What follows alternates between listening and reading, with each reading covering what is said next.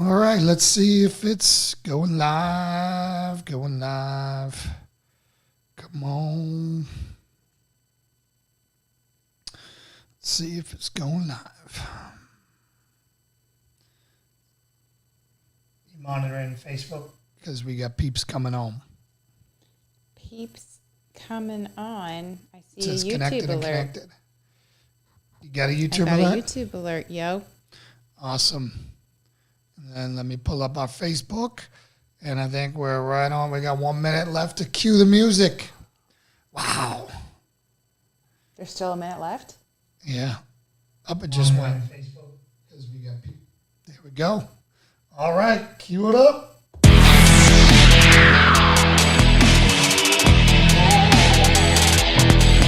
I know who I am. I'm a dude playing a dude disguised as another dude.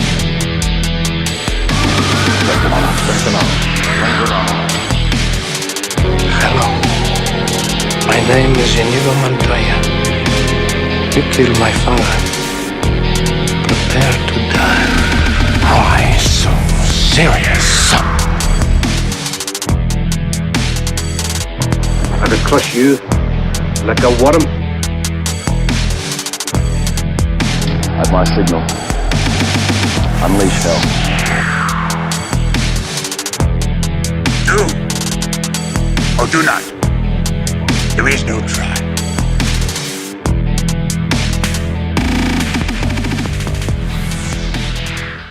All right. All right. Hey, Dwight. Good to see you on YouTube. And where's my Facebook's peeps? Pulling that up over here, Lauren. You got everyone? You monitoring? Yeah, we're here. Who's here? Who's We here? got Who Scott. We got Paul Nice. Voska. Paul Voska. Oh, hope you're doing well, my friend. Hope you're doing well. Happy Friday. So, There and is our- G in my tea tonight. all right. So, in typical Friday, tradition here on Living Tactically, you've made it through another week. You've made it through another week of coronation. And the race, war is going on right now. So, Strength and honor. Strength and honor. Strength and honor. Legitimately. wow, Drink Lauren's to bed legitimately now. drinking. You guys, this one G&T. Not much gin. This will probably get me drunk. Lauren is a cheap date, I The must say. cheapest of dates right now. She definitely doesn't take a lot to get drunk. I mean, well, she's been pregnant and she's been nursing now for a year, going on 13 months. Not really nursing anymore, but yes. So she can't have a lot of fun, everyone. No. She can't have a lot of fun. It's just, I could technically have some fun. I'm just not in the routine of having fun. I'm a boring, want kind of person now. So, Oh, man, we got to fix that. that's what Friday and G&Ts are for. I guess you're right. Well, we're waiting for a few more people to get on, and we'll dive into the show we have tonight. We have a lot to talk about, some good news, some bad news, some ridiculous news. Hey, Garnet Falls, good to see you, brother. I hope everything's going well where you in Charlottesville. Mike Lee, good to see you. All right, we're starting to get our peeps on that we were expecting on. All right, so some great stuff, right? For those of you guys who don't know, Trump was in Bangor, Maine today on his way to some other small podunk town where they make the Q-tips stick in your nose. Yeah. So, We didn't see the plane or hear the plane. Didn't hear thought it. would Normally we hear We it, hear but- all the, but we can literally see the planes landing from our street, but we didn't see the plane. he must have had a custom landing path or Route. something. Yeah. Hey, Deb, good to see you. So we all woke up to some really good news today that the jobs report came out. And instead of losing, having another 8 million added to the rolls of lost jobs like they were expecting, we gained 2 million. So praise Jesus on that. McNally, good to see you. And, I think that we might be coming out of this coronation thing. Now, a lot of people were saying that that's the service industry and people coming back, which I don't care what industry is coming back. Yeah, I mean, I know everyone's acting very surprised by it, and I honestly, haven't paid attention to kind of what they were expecting or the reasoning why for the recovery. It didn't seem all that surprising to me that at the point that these states are lifting restrictions and people are going to be going back to work, that there would be a sudden spike in employment. But everyone's surprised and excited and happy, and so I'll be surprised and excited and happy with them. Well, I think it gives people hope. I mean, the stock market shot up to 27K. And I think everyone's just so hungry for good news right now that anything is good news. Like, we're all waiting for the comet from doom to end Earth, or, sharks to start, swimming on land. And, I've seen all these things after the murder hornets. The murder hornets. We have a dog under the table, do we not? Oda Pup snuck in here. And at least that means he probably won't be barking at the windows all night then. Yeah, that's a good thing. Really and he's wiped because we took him to the river today. And he swam his little heart out like, whoa. He's the worst. He's the worst. The suck for the other dogs. I have the most timid black lab ever who, if she thinks another dog from 50 feet away might come for the same stick, she won't go. And so she does nothing because Odin is a big fat ruiner. And but Odin got a lot of exercise because he was all back and forth trying to get everyone's sticks. So yeah, he's very tired. So let's do a cheers to the 2 million jobs that no one was expecting. Strength and honor. Strength and honor. Strength and honor. So if you guys are wondering what we're drinking Botanist gin tonight. It's one of my favorite gins. Yeah, murder hornets didn't get their chance. Yeah, they were a splash for a day and then gone. Well, and then all of these other bees are being called murder hornets now. Oh, yeah. So, gin. Let's talk about gin. So I've been a vodka guy and a tequila guy, and I've been looking for something a little different. I try Scott, this is on YouTube right now, so yes, it will still be there tomorrow. Yes, it will be on YouTube tomorrow. It's on YouTube right now, so it'll always be there unless they ban us. Anyways, so the G&T. So I decided I wanted to get into something. Now, all my tough guy friends, all my dudes who, the toughest of the toughest guys, they all drink Irish whiskey, Jameson, whatever, and it tastes like crap, man. And then they all drink bourbon or whatever, all the stuff, and it just tastes awful to me. I mean, I'll drink Everclear all day, whatever. I mean, if that was what I was after.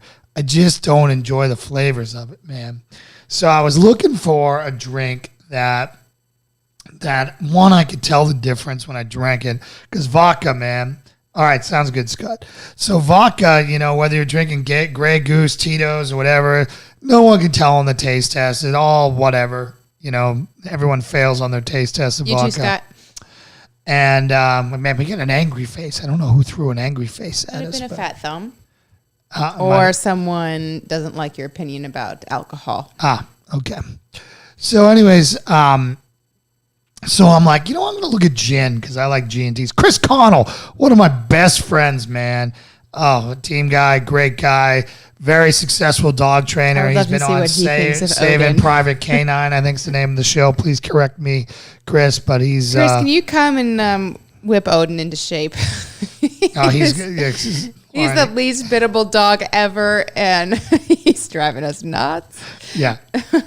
He puts the bull in pit bull with his more like stubbornness. The bull-headed. Yeah. Yeah. So anyways, so I started researching gins, man, and every gin is made with something different.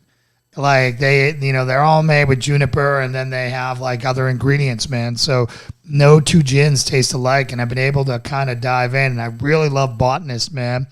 And that's what we're drinking tonight. Botanist with a lime tonic and some muddled mint, a little mojito-esque, because I love me some mojitos. So that's what we're doing tonight because Lauren decided she needed to participate tonight. Wife had a rough day today. don't know if she wants to get into it at all. She's probably burning a hole in the side of my head. I don't even want to look on the screen right now. But she had a rough day today, and I think she needed a G&T's to kind of get a reset. Yeah, we don't need to get into it. It wasn't. Sure, you don't want to get into anything. Just perfect storm. Perfect storm. Got mad at the baby, which I didn't feel good getting mad at a baby. So I'll leave it there. G&T's good. Just get mad G&T's at me. good. So, yeah. Strength and honor. Strength and honor. Strength and honor. So, yeah. And I hope you guys are having one out there if you can. If you've got a problem with beverages or you have my wife needs a 5-year vacation. I'll come with her. I will go with her, McNeely. Oh, man. So let's get into some of the stuff in the news. And the first thing I want to do is I'm going to not talk about the race garbage first. We're going to talk about Coronacation and the ultimate stupidity that happened today. It's kind of. I mean, it's linked to. Well, yeah, I guess it's a little bit of both, yeah. Do you want me to read the letter? Yeah, so you guys aren't going to believe this. You guys are not going to believe this. So do remember. you want me to read the whole thing? Yeah, read the whole thing. So Lauren's going to read this letter that came. Can you frame it, Lauren? All right. So, good. I think it says it at the bottom. This is a letter that was written by public health professionals, infectious disease professionals, and community stakeholders, and it was signed by 1,288 of them. Okay. Go back up here for this. Okay. This is going to floor you. This is going to frickin' floor you. Titled, Open Letter Advocating for an Anti-Racist Public Health Response to Demonstrations Against Systemic Injustice Occurring During the COVID-19 Pandemic. On April 30th, heavily armed and predominantly white protesters entered the state capitol building in Lansing, Michigan, protesting stay-home orders and calls for widespread public masking to prevent the spread of COVID-19. Infectious disease physicians and public health officials publicly condemned these actions and privately mourned the widening rift between leaders in science and a subset of the communities that they serve. Science. They mourned it. Yeah, science. Wait till you get it. As of May 30, we are witnessing continuing demonstrations in response to ongoing, pervasive, and lethal institutional racism set off by the killings of George Floyd and Breonna Taylor, among many other Black lives taken by police. A public health response to these demonstrations is also warranted, but this message must be wholly different from the response to white protesters resisting stay-home orders. Can you repeat that, Lauren? A public health response to these demonstrations is also warranted, but this message must be wholly different from the response to white protesters resisting stay-home orders. Right, because the disease, right? The disease COVID-19 cares about your politics and whether it's infectious or not. Infectious disease and public health narratives adjacent to demonstrations against racism must be consciously anti-racist, and infectious disease experts must be clear and consistent in prioritizing an anti-racist message. White supremacy is a lethal public health issue that predates and contributes to COVID-19. Black people, that was bolded.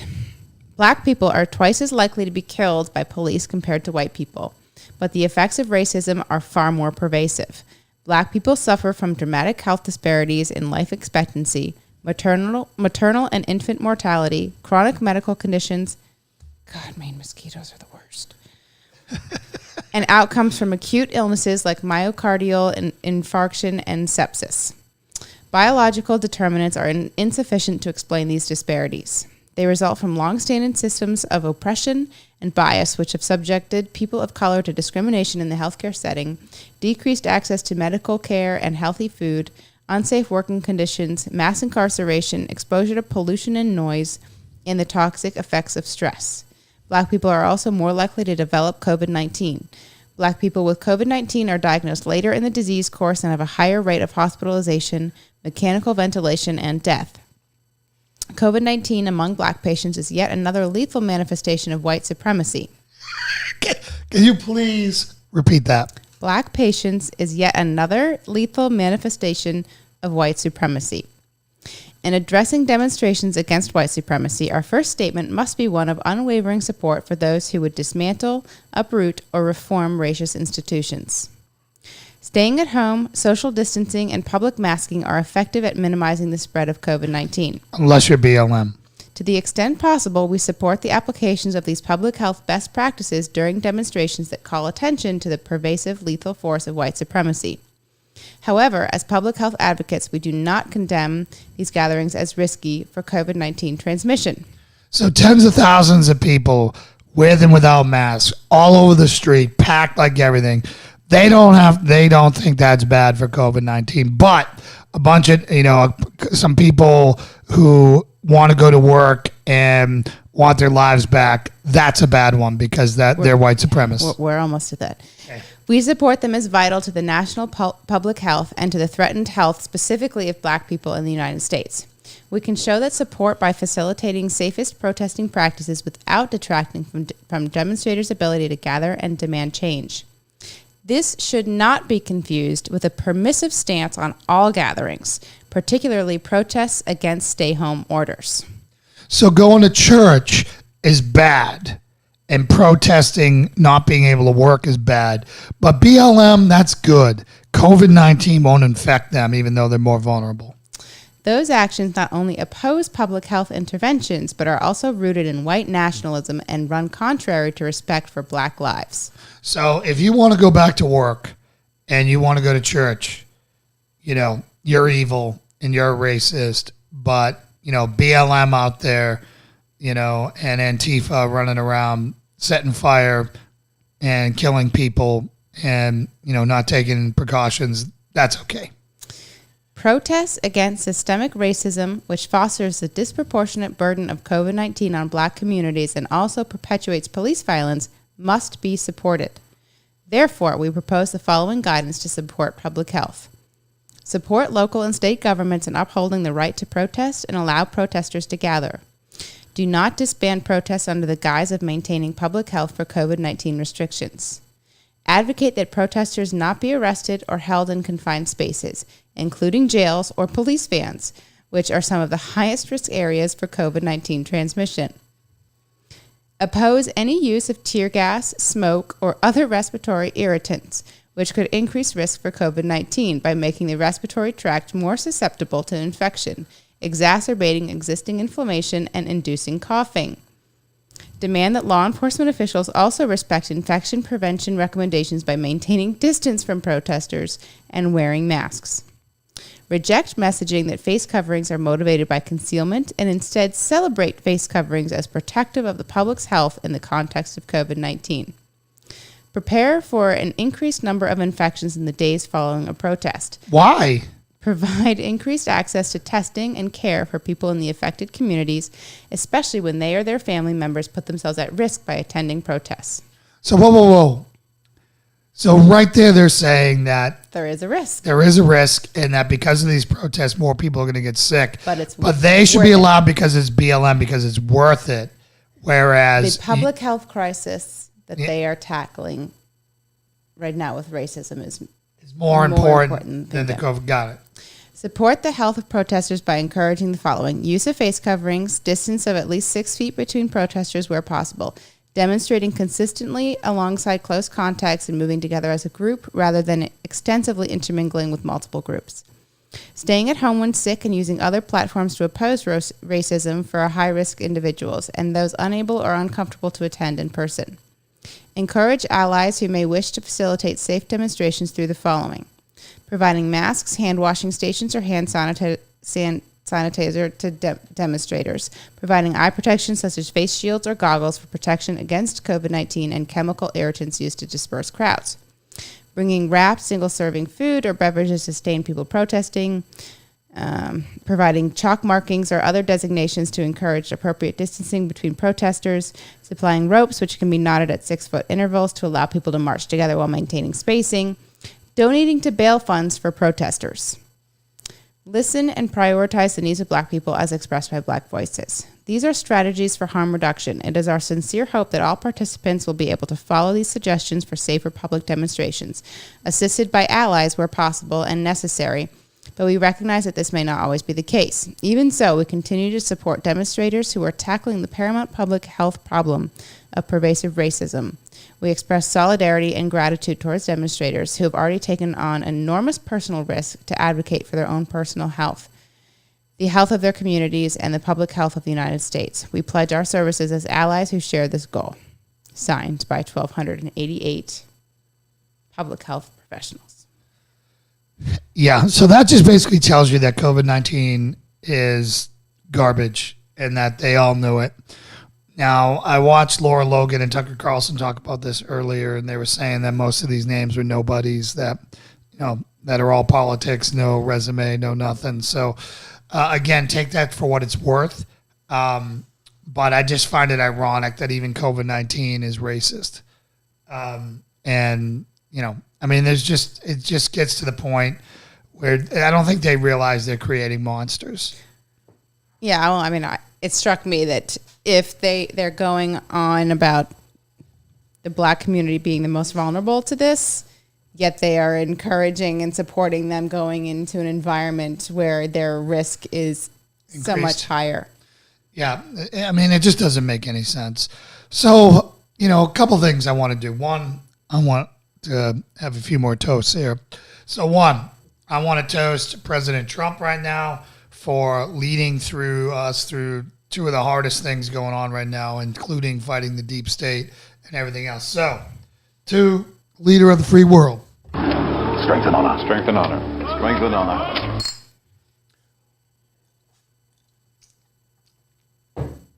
The next person I want to salute is Tucker Carlson, because that guy is 100% out there doing the best work of anyone on TV. He's doing all the work of all the journalists, and you know, I mean, I can't believe he's still alive. Strength and honor. Strength and honor.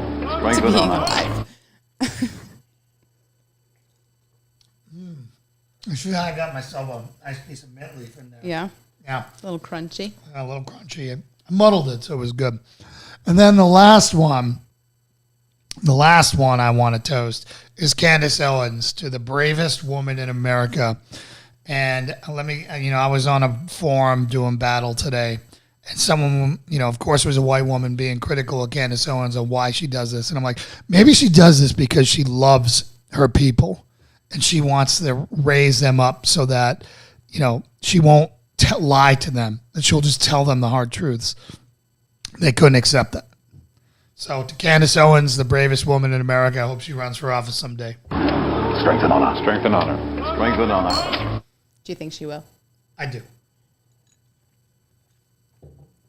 Where does she live? I'm not sure where she lives. Hopefully it's somewhere she can win. You know, maybe, you know, I don't know.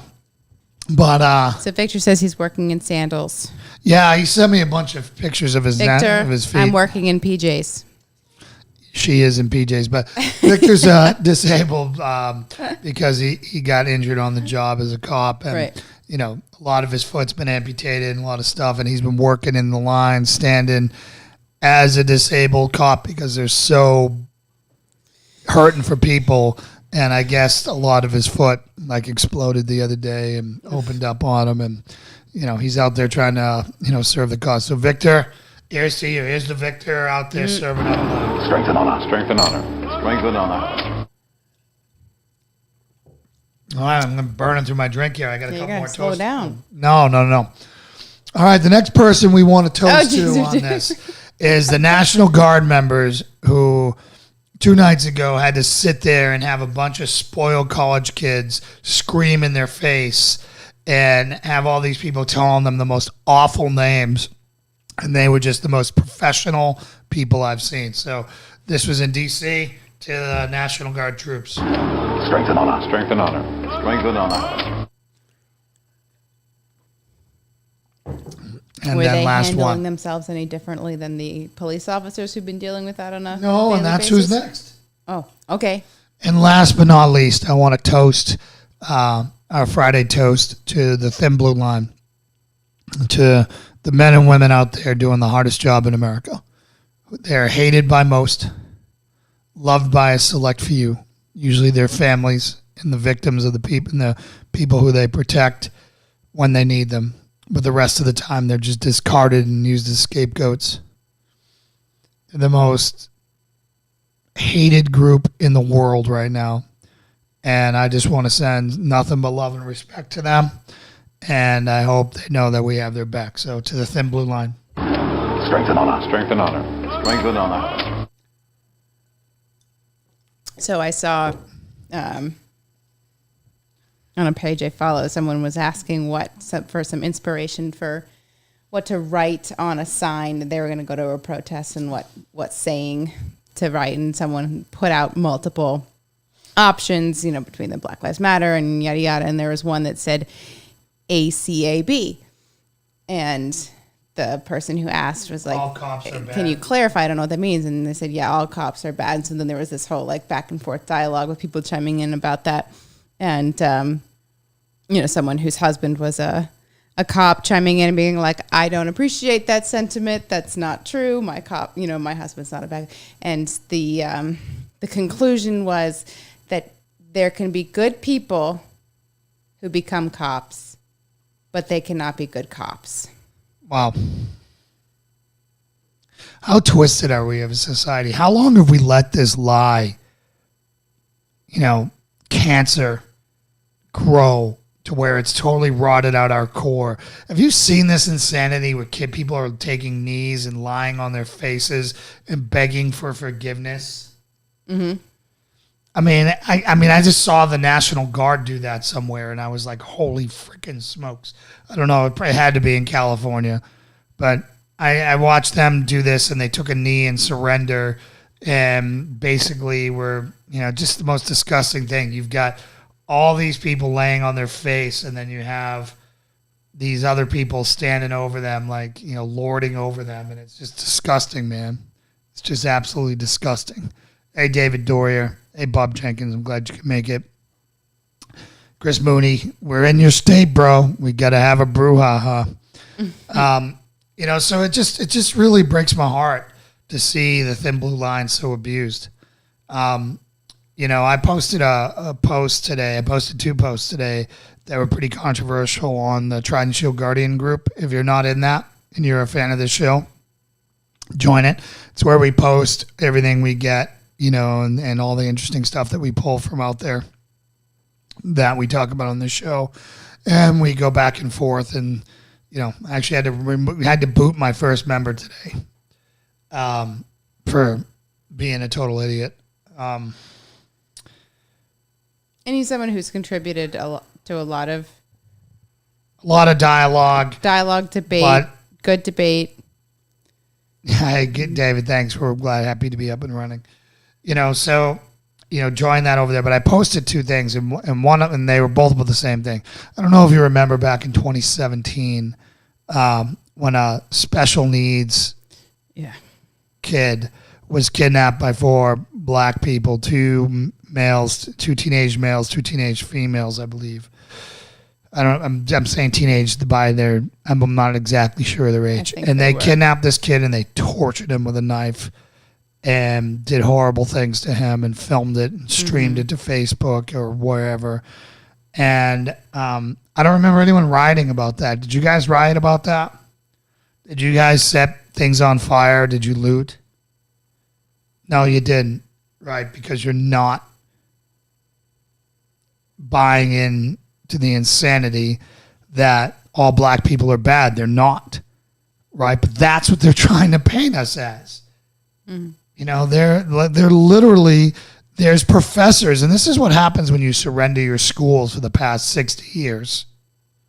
We surrendered our schools in the 60s, and it's coming home to roost, where we've had nothing but liberal, socialist, communist professors in there brainwashing our people. And it was documented. There's a former KGB propagandist interview that they did during the Reagan years, and he was talking about how long it takes to brainwash a generation, and they couldn't believe how crazy successful they were. Right now, they must be ecstatic. Mm-hmm.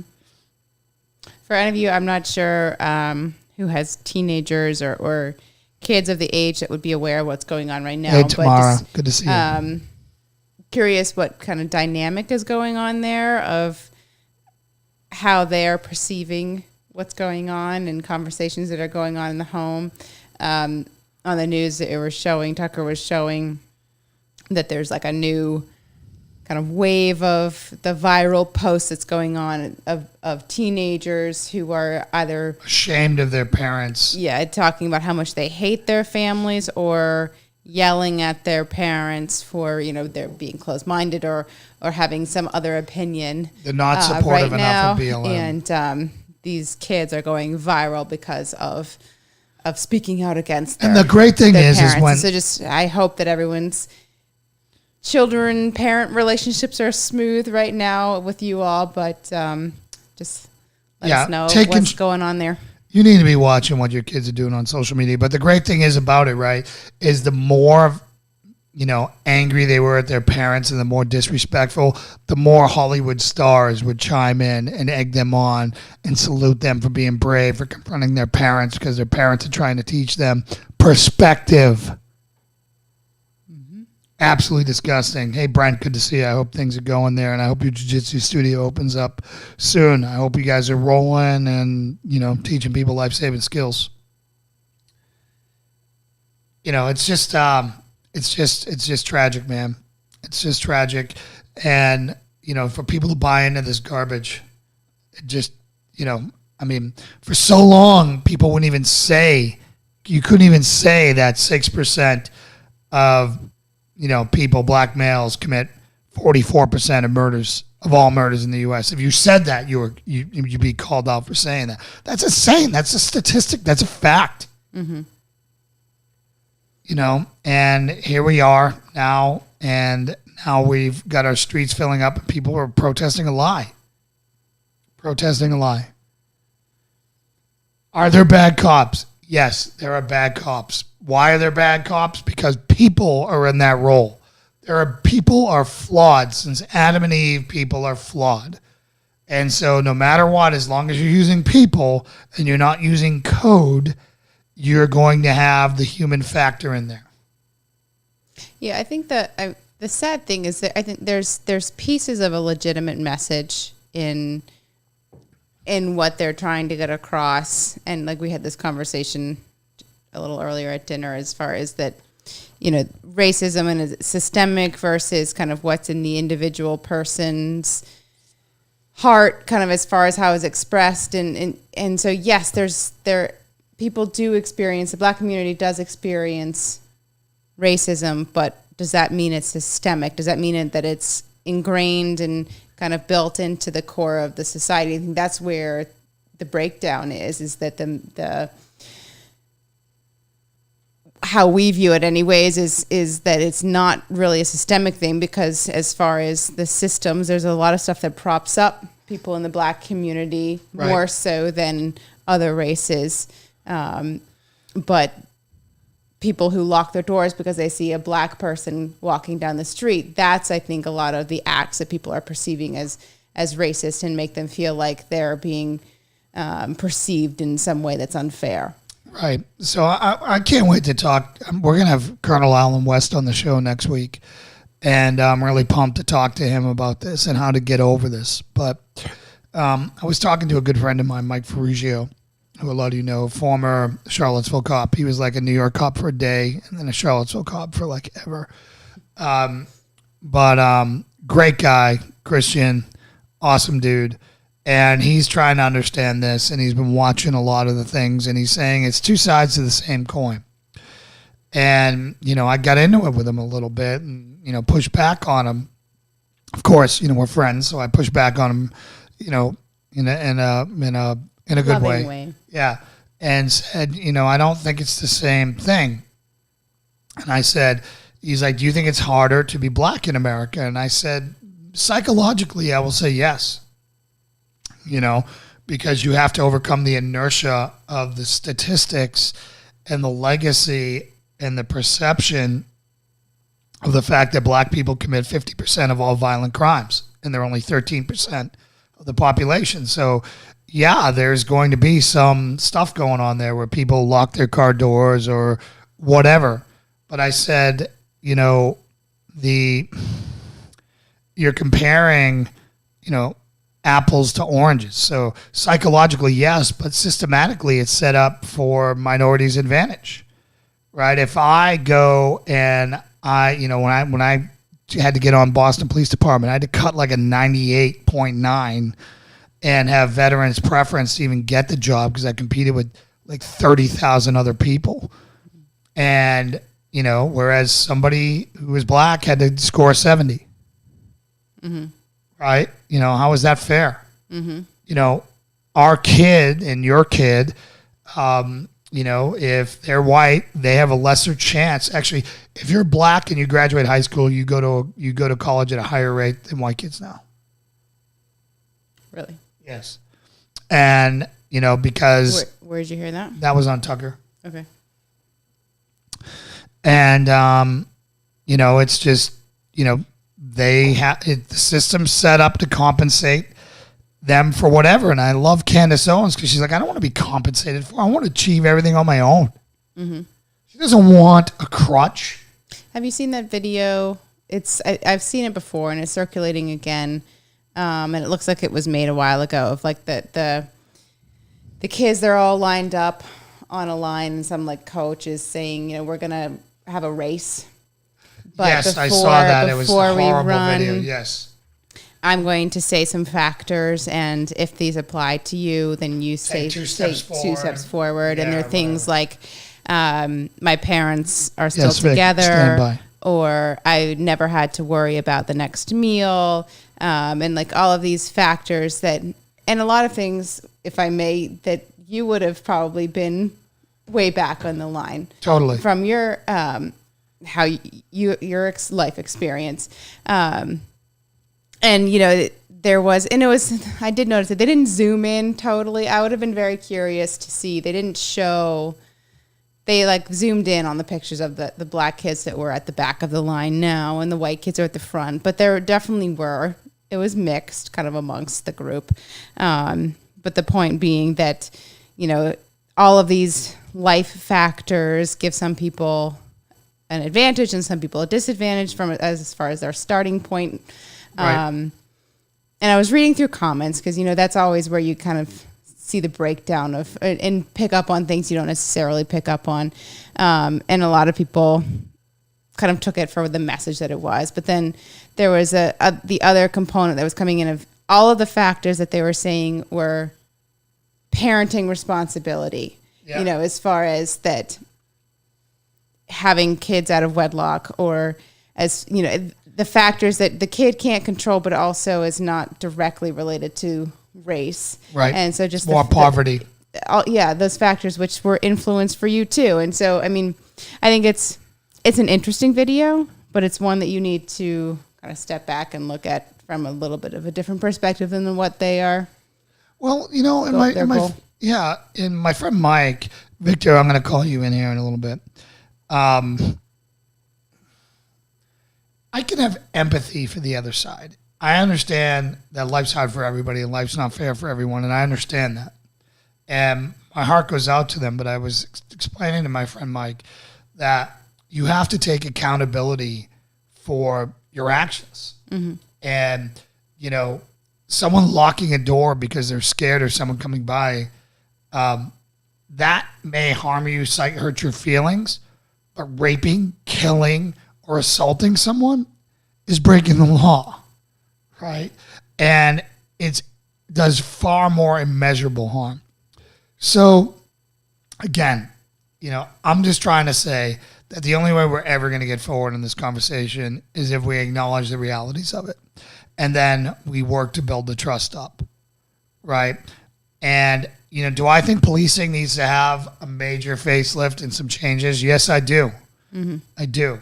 I know cops that I can't stand. I know cops that I never want to go to a call with, right?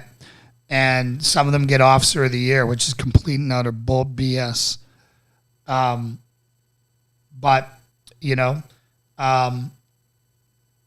So anyways, I know this is an incredibly hard talking point. And then, I mean, they're getting into the whole defunding of police departments and everything there. And what you're going to have is either, and I can't remember if we brought this up last night. I mean, it's either you're going to get rid of it completely and good luck then, or you take away just enough money that they don't have the resources to do even the level of the training that they do now. Right. Which is going to result in even more issues as far as cops not behaving properly or handling calls properly because they're not having the resources to train them. And where's that going to get us? It's already the hardest job in America, and there's such a discrepancy in police departments, right? They don't all have the same standard. So, Boston Police Department is the oldest police department in the nation. They have made a lot of mistakes in the past to learn from and come forward. They're not perfect. They never will be perfect.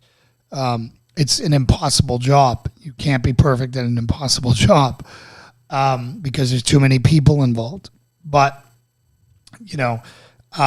take that and then roll it into a small town in Alabama.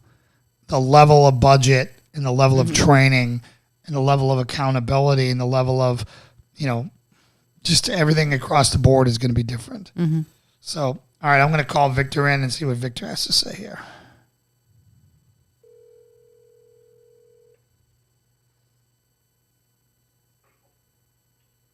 Hello? Hey, Victor, you there? Yeah, I'm here. All right, I'm bringing you on. Okay. All right. I'm on. All right, hold on. I gotta tie you into the machine, the matrix here, man. I gotta turn on the Bluetooth and connect you and everything else. Technology. Yeah. I should have done this earlier, but we were running behind. Where am I looking? Where is it?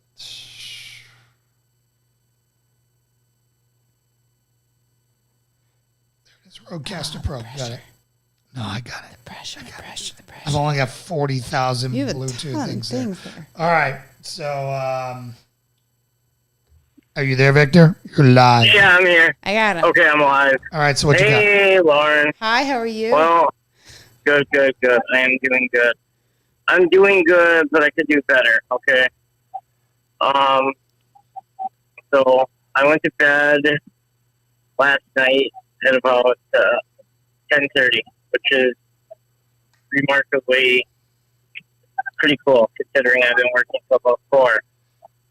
I woke up around 6, got to sleep in until 6. Woohoo. Reported at about 10 o'clock. Worked a bunch of community functions up in North and South Minneapolis. Did a lot of food drives, did kind of third layer perimeter security in my flip-flops and what do you call it? Minnesota Twins jersey that hide all my fun stuff. But let's talk brass tacks. There is a lot of craziness out there for reasons that we will never understand because we'll just never understand them.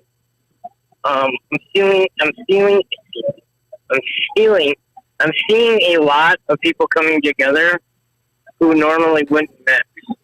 Okay. After this, crazy 7, 9, 10 days total war. And it's kind of blowing away. But here's the crazy thing. These I hate to say it, these Democrats are running the wrong plays. They're trying to defund the police.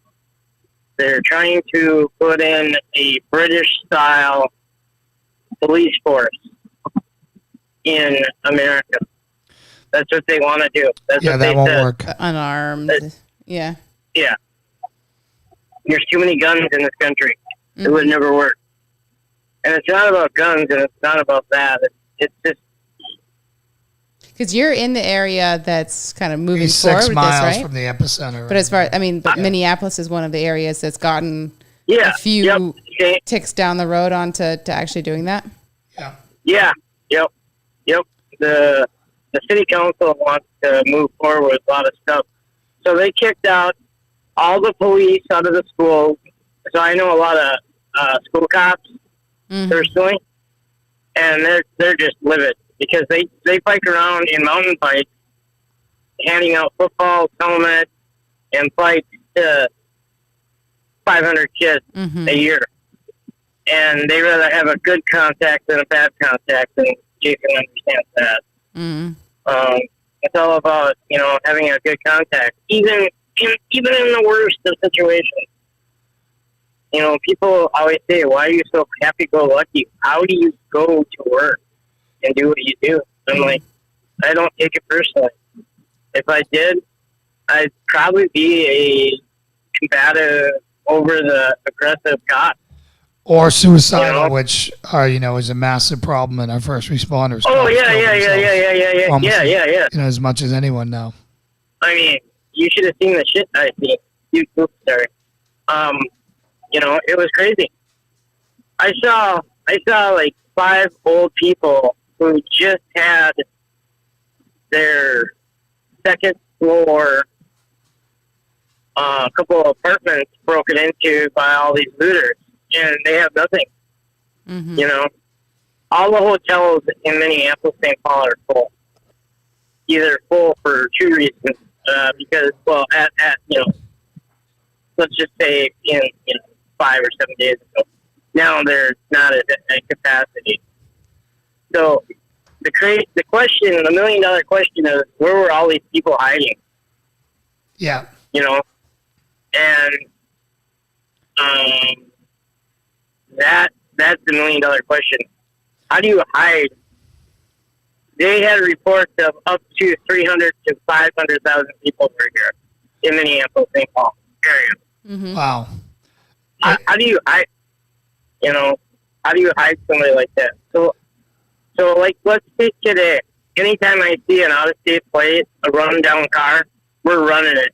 We're walking up to it, and we're being very aggressive. Well, that's what we have to be. How is that going? Yeah. How are you being received in those stops? The good people in the neighborhoods are like, yeah, you're finally taking the streets over. You got to remember the State Patrol, DNR, National Guard are in clusters of 20 to 50 every 2 blocks. And then they got these little strike teams. And then we've got, your short little buses that, for the kids, the special kids. Those are allocated for transport of these strike teams. So, you can't even drive a squad car in some certain neighborhoods without getting a rock thrown at it, 5-6 days ago. Yeah. Yeah, Are you guys expecting a hard day tomorrow? I saw something that there's concerns that because it's now the weekend, that Saturday might be rough. Yeah, well, we were expecting a lot of chaos yesterday because of the memorial. But it turned out to be pretty peaceful for the most part. That's good. I only saw 19 incidents of craziness. Okay. Now, you got to remember, in a northern climate, you're in construction season, so you got a lot of guys, a lot of hard hats, working from 6 o'clock to 6 p.m. Yeah, well, and you get people on their roads. There's going to be some problems.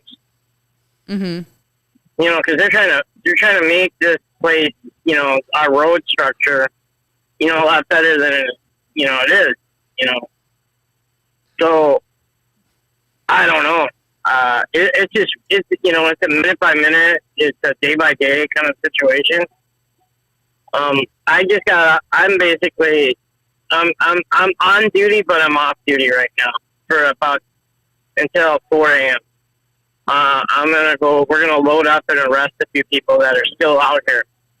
So people are still on like open source material, and they're saying all this shit, and we can track you by your phones. It's not like we can't do that, People are really keep that weird. on the down low. Well, hey, Victor. Yeah, well, you know what I mean. Yeah. All right, man.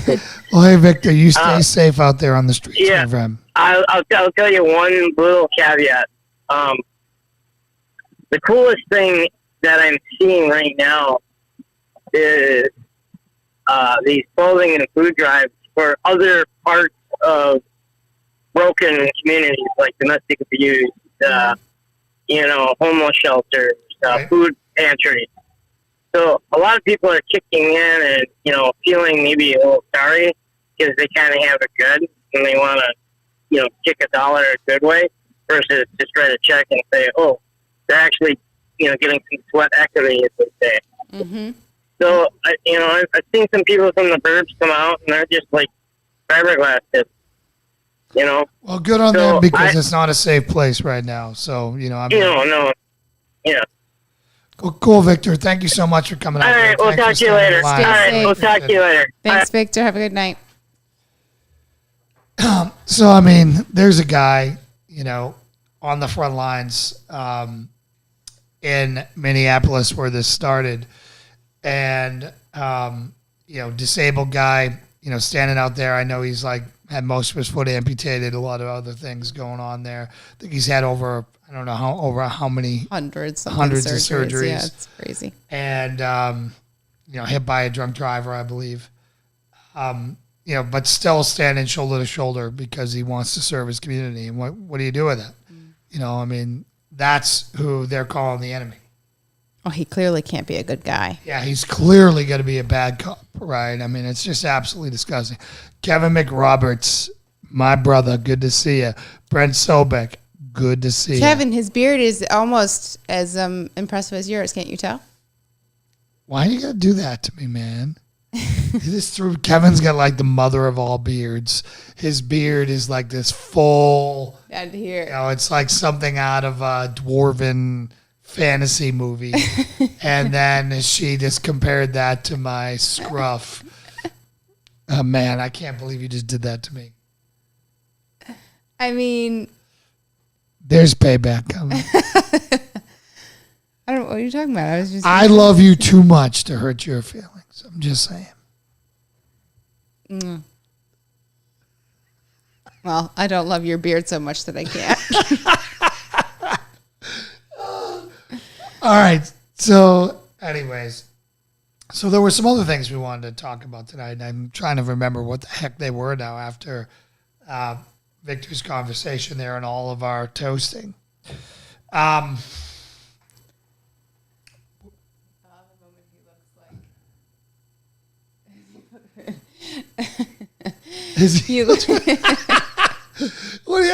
like the Evil Twin Brothers, man. The G.I. Joe, the Evil Twin Brothers. I mean, come on. That's old school right there. You're in your 40s or 50s if you remember the Evil Twin Brothers from G.I. Joe and Cobra. It's because there's a G in her T. Yes. Candace Vanderlyn, Candace, when does our house go on the market? Any update tonight different than yesterday? What do you got, Candace? What do you got? Keep us up to date here. Oh, I don't think anything happened probably today. Oh, man. Come on, Candace. It's going to look so nice. And we're going to say, why did we leave? Oh, we're already saying why we left when we compare homes. But, it is pretty nice here. I'm just saying it's not. The weather's great. The weather's for right great. now for the next 30 days. The next 90 days. Thursday night it goes on sale. All right. Crazy. And then we're going to be great stuff. All right, Candace, then we're going to post you and be we're going to start a clock on here and it's going to be how long does it take? Is it sold yet? How long does it take Candace Vanderlyn to sell our house? Pressure's on. Yeah. Tomax is, yeah, man. Kevin, how do you know that stuff? Tomax and Zamot, man, from G.I. Joe and Evil Twin Brothers, man. Fence painted, kitchen sink changed, gutters clean, staged away. Fence awesome. Painted. That's new. Wow, that's a surprise. Oh, you're getting all fancy on us, Candace. Yeah. Cool. I don't care what you have to do, just get her done. Wow. This is going to be a whole new house when we see pictures of it. That's pretty crazy. All right, so let's turn the page, shall we? Let's turn the page. So, what's coming next week? Well, next week, hopefully we won't have to talk about the race riots anymore or as much. And we can talk more about what we're supposed to be about, which is preparedness and, current events and what they mean to you and how to keep you and your family safe. So on Monday, we're going to be talking about, how to set yourself up for success going forward. We've done this before. It's helped a lot of people. I'm really looking forward to it. We'll see you on Monday, same bat channel. So is the goal to get the gym set up over the weekend? Yeah, my gym, man. I miss my gym. Start back day 1 because we're at day 0 right now. Day 0. Oof. Rough. It's Although rough. working. Going from a 2.5 car garage to 1.5 car garage and like the ground is all thrown up because they have these things called ice heaves in Maine. Which, Lauren, do you want to describe what the hell ice heave is? It's that the ground gets really freaking mad when it's frozen cold and punches the cement above it. So all the cement in the garage is shattered. There's like very little that's level, and we're trying to fit this giant rogue monster rack in there and trying to get all that stuff going on. So hopefully on Monday we'll be starting day 1. Yes, Kevin, moving furniture is a freaking huge workout. I was going to say that moving has been like a CrossFit workout 101. Yeah, functional fitness 101. Oh, life is good, but I would like to get back to lifting nice, level, balanced things.